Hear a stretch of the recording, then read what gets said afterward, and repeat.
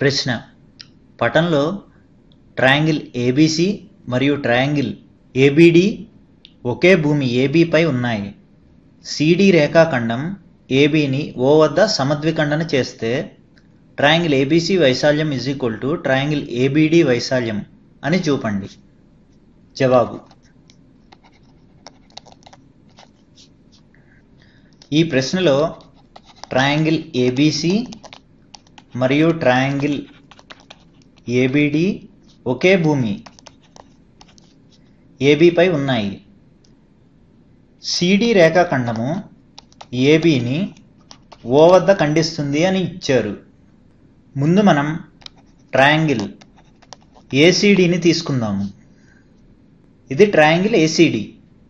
మనకి ప్రశ్నలో సిడి రేఖాఖండము ఏబీని ఓ వద్ద సమద్విఖండన చేస్తుంది అని ఇచ్చారు. అప్పుడు ఓఏ అనేది మధ్యగత రేఖ అవుతుంది.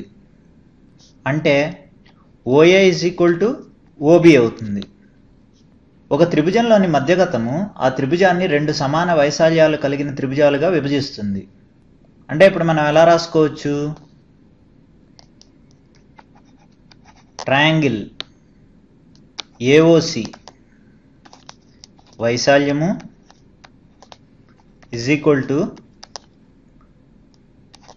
ట్రయాంగిల్ ఏఓడి వైశాల్యము ఇలా అవుతుంది. దీన్ని ఈక్వేషన్ 1 అనుకుందాము. అలాగే ఇప్పుడు ట్రయాంగిల్ బీసీడీని తీసుకుందాము. ఇది ట్రయాంగిల్ బీసీడీ.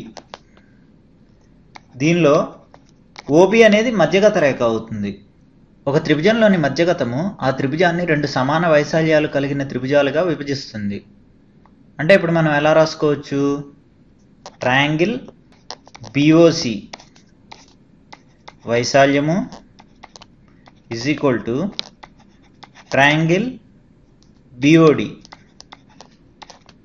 వైశాల్యము ఇలా అవుతుంది. దీన్ని ఈక్వేషన్ 2 అనుకుందాము. ఇప్పుడు ఈక్వేషన్ 1 ప్లస్ ఈక్వేషన్ 2 చేద్దాము. అంటే మనకి ఎలా వస్తుంది? ట్రయాంగిల్ ఏడీసీ వైశాల్యము ప్లస్ ట్రయాంగిల్ బీఓసి వైశాల్యము ట్రయాంగిల్ ఏఓడి వైశాల్యము ప్లస్ ట్రయాంగిల్ బీఓడి వైశాల్యము ఇలా వస్తుంది. దీన్ని ఈక్వేషన్ 3 అనుకుందాము. ఇప్పుడు ట్రయాంగిల్ ఏబీసీని తీసుకుందాము. ఇది ట్రయాంగిల్ ఏబీసీ.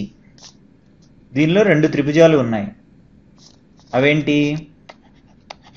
ట్రయాంగిల్ ఏఓసి మరియు ట్రయాంగిల్ బీఓసి. ఇప్పుడు ట్రయాంగిల్ ఏబీసీ వైశాల్యం ఏమవుతుంది?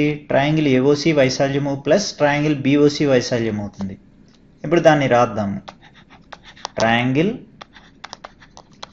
ఏబీసీ వైశాల్యము ట్రయాంగిల్ బీఓసి వైశాల్యము ప్లస్ ట్రయాంగిల్ ఏఓసి వైశాల్యము.